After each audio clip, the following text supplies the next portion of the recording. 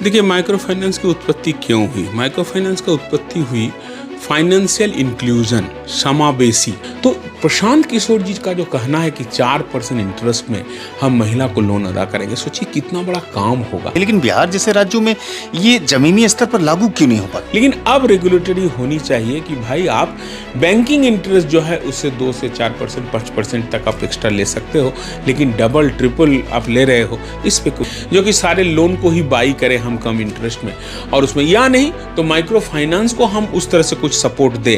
केवल हम देखिए पूरा दोष माइक्रो फाइनेंस को दे देने से नहीं होगा कि बिहार का अपना पूंजी तो जीरो है।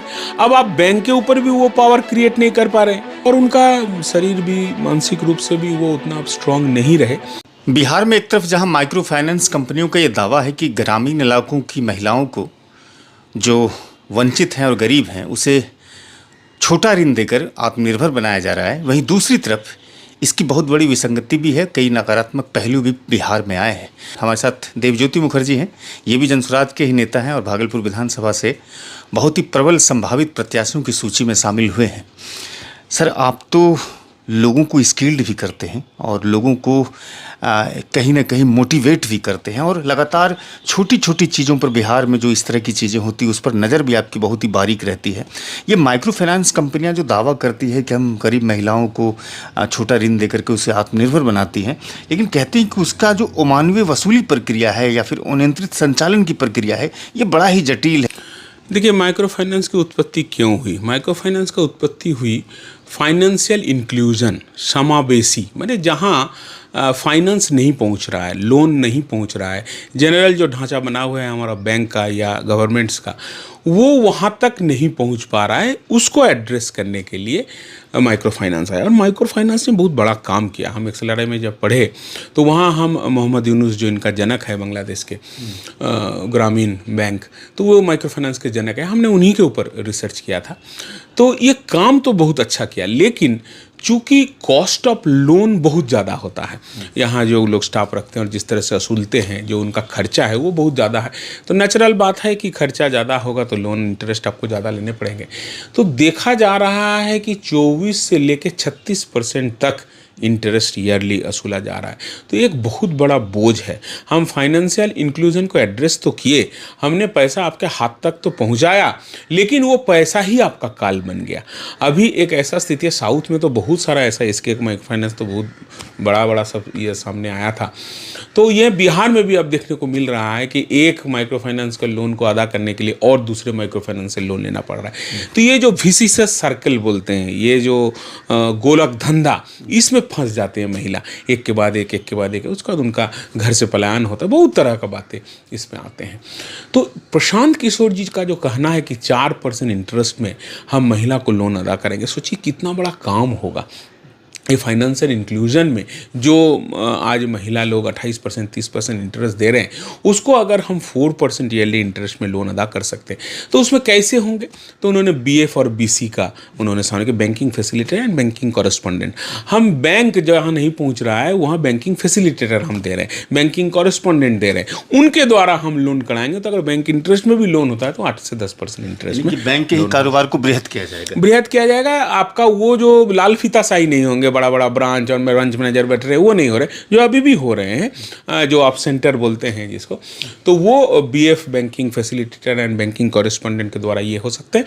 और भी बड़ा काम हो सकता है कि रिजर्व बैंक से डायरेक्ट लियन प्रोसेस के माध्यम से हम NGOs के द्वारा, जो पहले प्रयास शुरू हुआ था, NGOs के द्वारा भी हम लोग इसको कम इंटरेस्ट में लोन कर देते हैं। कहते हैं कि RBI और नाबार्ड इसे रेगुलेट करती है, उसके लिए नियमावली भी बनाए गए, यहाँ तक कि जो उसकी चुकौती होती है, यानी कि जो उसका बकाया होता है उसको भी कैसे करना है ऑपरेट, उसका भी नियमावली है। लेकिन बिहार जैसे राज्यों में ये जमीनी स्तर पर लागू क्यों नहीं हो पाता? देखिए, माइक्रो फाइनेंस गुंडा बैंक नहीं है, ये लाइसेंस प्रदत्त आपका उनको इंटरेस्ट लेने का अधिकार भी है कि वो उतना इंटरेस्ट ले सकते हैं, क्योंकि हमने बोला आपको कि कॉस्ट ऑफ लोन बहुत ज़्यादा होता है। तो इसलिए वो ले सकते हैं। और एक बात जब छूट दिया गया उसमें ये देखा गया कि भाई नई मामा से काना मामा बढ़िया ये है कि भाई पहुँच ही नहीं पा रहा है, अगर थोड़ा हाई इंटरेस्ट रेट में पहुँच जाए तो इसलिए उसको ओके किया गया। लेकिन अब रेगुलेटरी होनी चाहिए कि भाई आप बैंकिंग इंटरेस्ट जो है उससे 2 से 4%, 5% तक आप एक्स्ट्रा ले सकते हो, लेकिन डबल ट्रिपल आप ले रहे हो, इस पे कुछ लेकिन इससे मानसिक और सामाजिक दोनों उत्पीड़न हो रहा है, कई लोग आत्महत्या कर रहे हैं। एकदम साउथ में तो बहुत बड़ा रूप में ये आत्महत्या देखने को मिला था। यहाँ भी अब ये शुरू हो गया, उस लोग कमिटी लोन बोलते हैं, भागे फिर रहे हैं। तो इसको जो है हम समझते हैं कि लोन को बाई करना होगा। जितने माइक्रो फाइनेंस से लोन लिए हुए हैं, चाहे कोई बैंक सामने आए या नाबार्ड डायरेक्ट सामने आए, या मान लीजिए रिजर्व बैंक का कोई ऐसा पॉलिसी बने जो कि सारे लोन को ही बाई करें हम कम इंटरेस्ट में, और उसमें या नहीं तो माइक्रो फाइनेंस को हम उस तरह से कुछ सपोर्ट दें।